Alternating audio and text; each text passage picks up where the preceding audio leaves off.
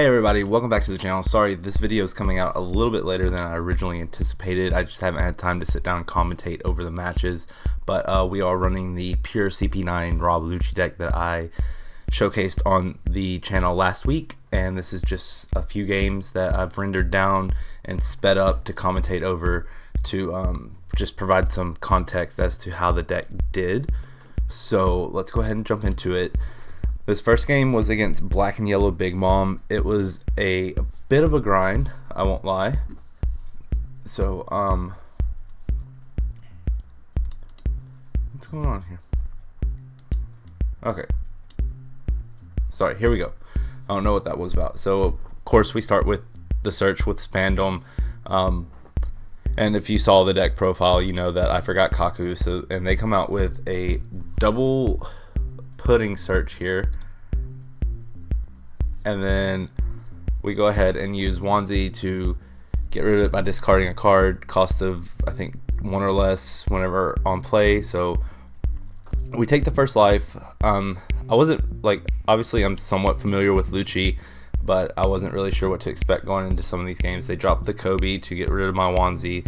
It is a 2-drop 4K body, so it's not a horrible card, and actually put in a lot more work than I thought it would. So we swing 7, they take it, and then from there, I believe we're going to go ahead and commit to a blocker. So they got the trigger pair of Sparrow off of life, and from here, it is their turn. They're on 6. And with this particular leader, I mean, I know your end game is still 7-drop, 8-drop, 7-drop Big Mom, 8-drop Katakuri, 10-drop Big Mom for the most part. But wasn't sure what they were doing. They swing 7 with Kobe, but we do get the 6 pistol and activate the trigger to KO a character of 3 or less and draw a card, or draw a card then KO. It's the opposite way around, but anyways, we go ahead and block the 8K swing, and we're gonna go ahead and counter out of the 5K swing. They don't have anything left, so they pass turn off to us, at which time I'm not really sure. With this game sped up, I don't have too much time to sit down and try to recapture what my thought process is, but I'm counting out my Dawn here, and they have 3. We're both at 3 life, so I think I was trying to figure out if it was worth playing the Khalifa, but we're gonna go ahead and let Spandom do something useful. Swing 4, get a card out of hand, swing 6, and it does KO a character, so we could activate our leader ability, but there's really no point to. We're gonna set up a 6K body on the board with the rest of our Dawn here, the Kumadori. I've come to learn to really appreciate the vanillas. We do activate the Soap Sheep trigger off a life, which just forces your opponent to trash a card. It's great. The Sky Slicer, Tempest Kick, or whatever it is, it lets you draw 2 cards. So they get rid of the 10-drop Big Mom, and forget why they trash Pair Sparrow. Oh, the Sakazuki to rid my card. That's right. So they do have a big body, but they're like low on resources. Really don't want to take out the Pair Sparrow and give them a search at this point, because we want to try to keep as much out of their hand, but we don't really have a choice if we want to survive. But at this point, we're going to go wide, a little wide, play a blocker just in case. They did play the Shockwave and got rid of the Khalifa, so we don't have much going on here. We're actually 1 life down, but with the 6 King pistol in hand, we have a little bit more resource advantage. But we're gonna go ahead and block. They can't do anything else except deploy the Cracker. I'm not sure how the Cracker ended up on board, but it did. And anyways, we're going to play the Khalifa to draw 2 and give a character -2, which really doesn't mean anything because we don't run a Navy package, obviously. We're gonna swing 5. I believe the thought process here was to attempt to go for game. Because if they get rid of a card, then we could swing big on the Sakazuki with the Rush Lucci. I believe it was the thought process there, but we're gonna go ahead and dedicate a blocker to the board with Bluno. That way, if we do block with Bluno, then we can just get something out of trash anyways. I think I was double checking trash here, but it's CP9, so you're pretty much gonna be stacked up anyways. We do get the Soap Sheep off of life, forcing them to discard another card. Bye-bye to their 2K, which is never bad to see. You always kind of want to see your opponents throwing away those 2Ks. They're going to swing with Cracker here, and we're going to discard. So it looks pretty rough, to be honest with you, because they're going to swing, but we're going to use our blocker. And at this point, we're actually going to, I believe, get a big body out on board. Even with 5 Dawn up, the most they're going to do is a Brûlée. They do, so I want to stop here for a second, because they did concede, but at this point here, even with the Brûlée, they only have 1 life and 1 counter. Unless this is a broken trigger, all I have to do is swing really wide. All I have to do actually was air door. At the time, I thought hit a Kaku. That wasn't going to happen because I forgot to put Kaku in the deck. But hit the air door for 4, swing wide with Lucci onto lead. Hope they take the life, which they probably would have to unless this was 2 up for a Shockwave. But even then, swing wide with Kumadori and then be able to swing wide again. So, I mean, with the amount of swings I had, I probably would have won anyways. But yes, very interesting game. Haven't played too much against Black Yellow Big Mom, but let's go ahead and let it jump into the next one.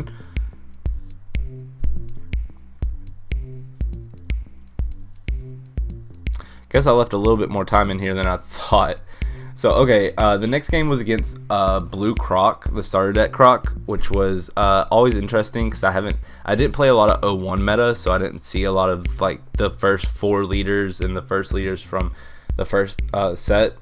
So we do start with Spandom, obviously pretty staple play. Standard, that's the word I'm looking for. We play the Khalifa to draw 2 as well, so we're just kind of stacking our grave for stuff. The Sentimaru obviously gets the Pacifista down because of the ability, and they're going to swing 5 with their leader. We are down 3 life. Oh, we're down 2-3 life, and they have 4. The thought process here was Soap Sheep to get rid of the Sentimaru. The Sentimaru is going to be a pain in the side, so you want to get rid of it as soon as possible so they don't keep spamming the field with the Pacifista. The 6K bodies can really hurt. We're going to 2K out of that, and then we take that, and we do get another Fukuro, and their Sogeking sends our other one back to hand, which is fine. I'm not too worried about it at this point in the game. We've got a pretty decent board built up, but yeah. What do we do there? Spandom? Oh, Spandom and the Jabra. Jabra didn't see too much play out of all the time. Usually it was a 1K counter or like fodder to discard. But it feels like we're putting in some work. I felt pretty comfortable here at this point, but they kind of build some momentum here. I should have probably blocked before they dropped the 9-drop Mihawk, but again, these older blue leaders I'm not super familiar with, so whenever they tech things in like the 9-drop Mihawk, personally I'm just not expecting it, so it does make me feel a bit foolish, but it is what it is. We live, we learn. I'm down to 1, they're down to 2, so it's been a really good back and forth so far. They 3,000 worlds. What did they send back? The other Fukuro? And yeah, we just lose that one. I kind of lost track of what was going on, but we're going to jump into a mirror match here. This was a really fun game. Believe this is the last game. So Spandom off top. You can't see the text box, but really nice opponent, good etiquette, good luck, have funs on both ends. And so we're going to swing 5. They take it. We put the Narrow down. And Narrow's cool because it's just a 3-drop 5K body. So it's good on curb for 2 on turn 2. Either way you go, because then you can swing 6 with leader, put a good body on board. We play the Khalifa, and the Khalifa, the -2, the negging of opponents' characters really doesn't mean too much with the deck that I'm running. It just kind of is what it is. They do have the Fukuro and the Brenu. The Brenu, typically you want to try to get off board. It can be a little bit of a pain. It's that mid-range 3K body that they could pump up to 5 to just get a swing in with. And other than its search when it's played, you know, that's all it's really good for. We do let that go through. We get the Jabra. We draw a Spandom off top for turn. We air door into a Jabra, which was the best choice since obviously Kaku's not in the deck. At this point, I still hadn't realized it. And it is what it is. Feels bad, man. But anyways, we're going to swing 4 on the Brenu. And they counter out of it, I believe. And here I was debating the restanding, but we go ahead and restand. Swing 5. They deploy, or I deploy out of Fukuro of my own. Here comes their Kaku to get rid of my Jabra. They're going to go ahead and get the big body off the board, which is what I would have done as well. The Lucci mirror is always kind of weird. They're going to swing 8, and I thought they were going to restand here, but they do not at all. So we're going to air door, and I'm debating between the Bluno, the Fukuro, and the Kumadori, but having another blocker on field I thought was worth it. We're going to swing 7 into the Tashigi so it can't get its ability off. We're not going to use the card ability again either, or card action, however you want to refer to it as. They're going to 2K out again. They're going to protect the Tashigi, which is fine. They're wasting resources on the Tashigi. It's a cool card, but unless you have something to back up the Tashigi, it's kind of meh, in my opinion. They're going to swing 6. We're going to take it. We do get the Wanzi. And they drop a Kuzan and a Bluno, which really didn't want to see that. But at this point, go ahead and check the trash just to kind of, you know, information. Khalifa. We had 2 Lucci, so we could swing that out. And we don't have too much else going on. I think I was debating on playing the 6-drop Lucci for with Rush for an extra swing. They do counter out with the Spandom. We're going to play the Rush Lucci to get the extra swing, but I believe we're going to swing on the Kaku, yes. But they do counter out, so we don't get to use our ability, which is what I was going to do, and get another swing in. We're both at 2 life, so it's kind of like back and forth action happening. They're going to swing really wide with Lucci here, I believe, to get rid of my Rush Lucci. No, they're going to swing on leader. We do get the 6 King pistol, and we end up with Tempest kick Sky Striker off the draw, so we just toss it to counter out for 3K. They're going to swing another 5K. We're going to counter out. And then they're going to swing 6. And I believe I'll block here. No. I take the life, hoping that it's kind of like something good. It was Kumadori. It is what it is. We're going to block the big swing. And at this point, they're low on resources. I'm low on resources. I have to survive if I want to win. And I'm just calculating out how I want to swing this. I'm going to swing 8 so that they either give me cards or take the life, which they do take the life.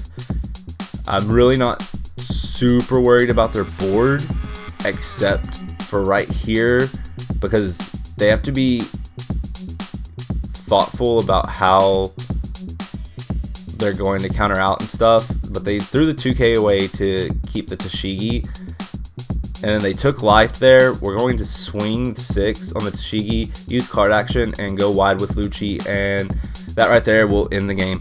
It was a really good game, kind of grindy. So all in all, I really like the CP9, like pure CP9 Rob Lucci build. I think it's very fun. There's a lot of thought that goes into what you're doing, because you're not playing the Navy cards, which for someone like me who's played a ton of Smoker, I kind of know the lines where I want to play certain Navy cards.